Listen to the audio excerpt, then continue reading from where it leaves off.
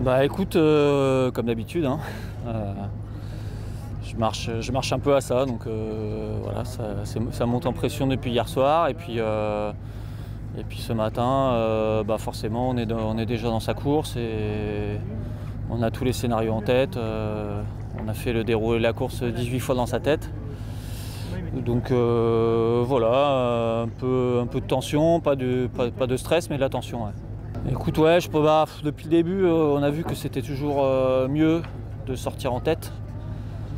Maintenant, faut pas se focaliser sur les 5 premières places dans le parcours de départ. Je crois que c'est très difficile toujours de prendre un bon départ. C'est une ligne avec 46 bateaux. Ce sont des endroits, la baie de Dublin, qu'on ne connaît pas forcément super bien. Donc on ne va pas forcément obligatoirement tirer tous les bons bords.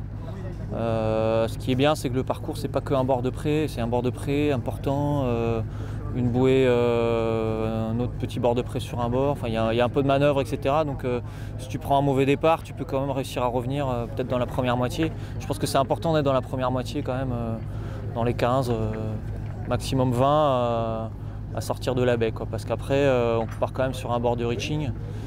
Donc si tu es 40e, va falloir traverser tous les dévents pour retrouver un petit peu de vent frais et ça risque de faire un peu mal. Donc non, ce parcours-là, il est quand même toujours primordial. Ouais.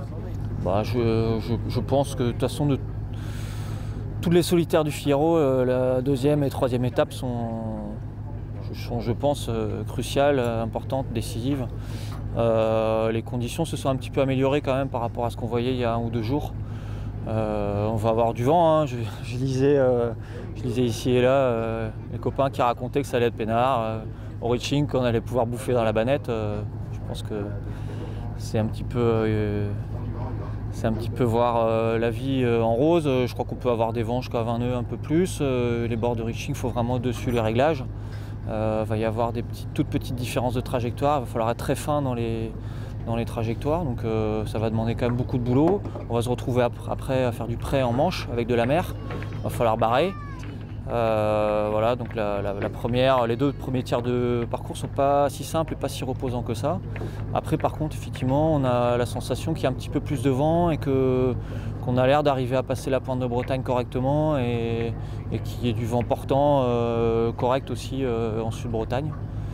Donc vu comme ça, à vue d'œil, je vois pas des écarts phénoménaux à l'arrivée, mais il faudra quand même être dessus tout le temps et de toute façon, il n'y a pas besoin d'avoir d'écarts phénoménaux pour que le classement soit changé. Donc 25 minutes, mine de rien, c'est pas grand-chose. Donc on va essayer d'être vigilant et travailleur. Bon, merci. Hein. Ouais. Je cherche pas. Hein. Ouais. Pas de Sable d'Olonne. Tu veux pas revenir au Sable d'Olonne en vacances? Ah non. Monsieur, on va aller faire un petit surprise.